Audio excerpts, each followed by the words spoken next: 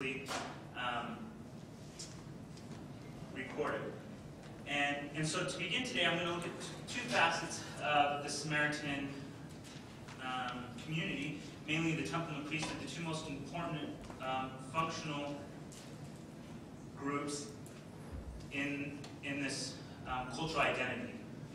And to start out, I'm going to take a basic look at the history of the Samaritan temple, and it's very difficult because of the lack of archaeological evidence that has been able to support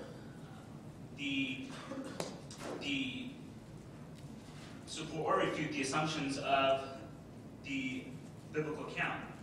But we do know for sure that the Samaritan temple was operating somewhere between 1200 and 1000 BCE during the period of the Judges.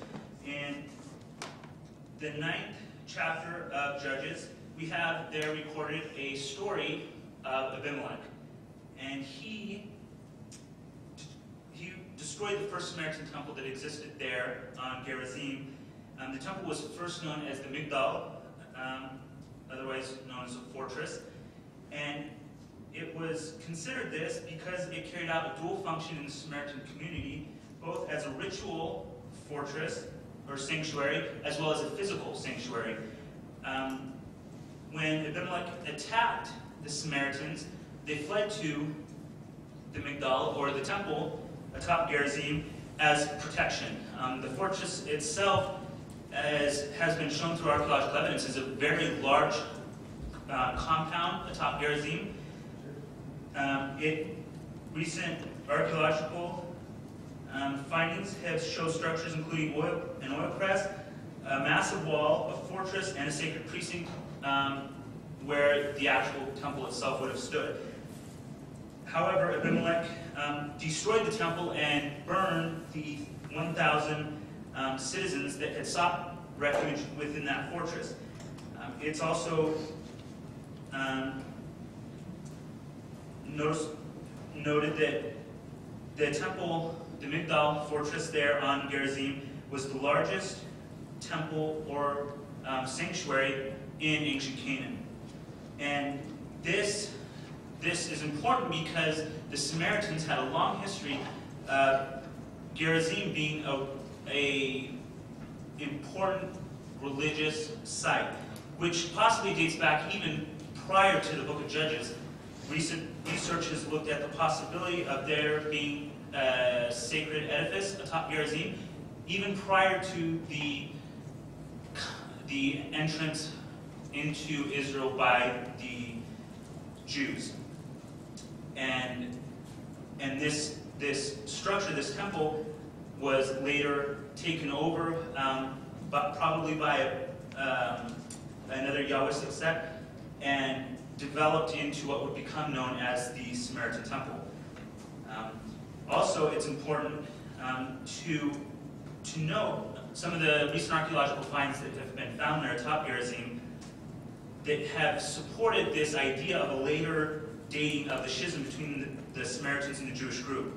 Yitzhak Magen, the leading Israeli archaeologist who's been working atop Gerizim for a number of decades, has recently found a large number of charred sheep bones right there in the vicinity of the sacred precinct. One of the finds also included a very large rectangular altar, over 5 feet by 7 feet large, right directly outside in front of the temple, which would have operated as a sacrificial altar. And prior to this, it was thought that the Samaritan temple never really operated as a sacrificial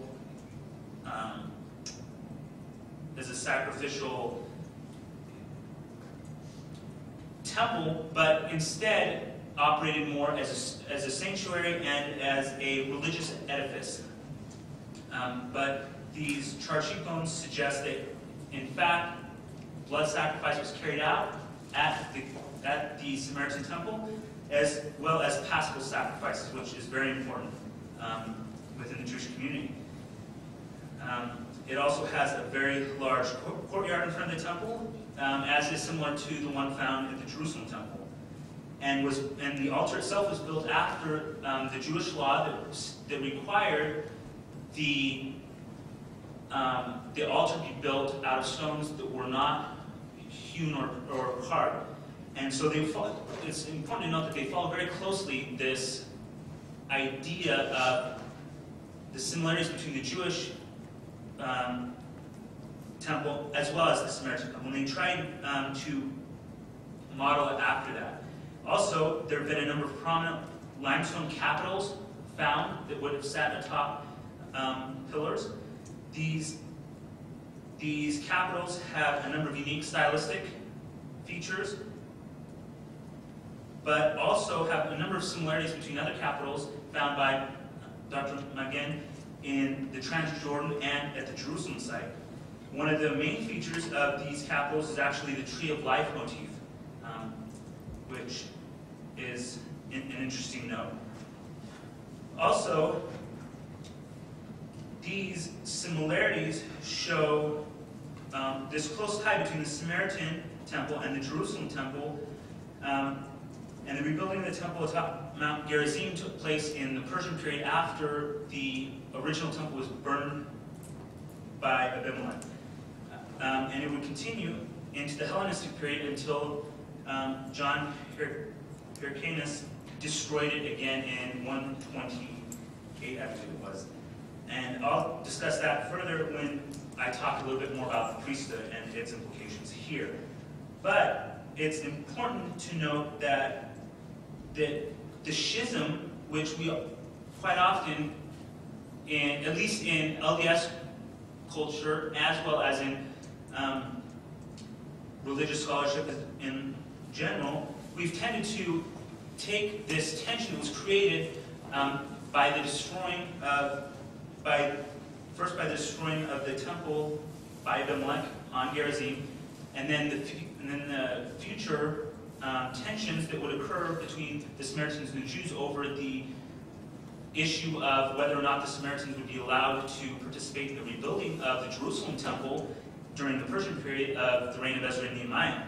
Now, this tension would create problems and a rift between the Samaritans and the Jews. However, it is important to note that the schism itself does not begin in the Persian period.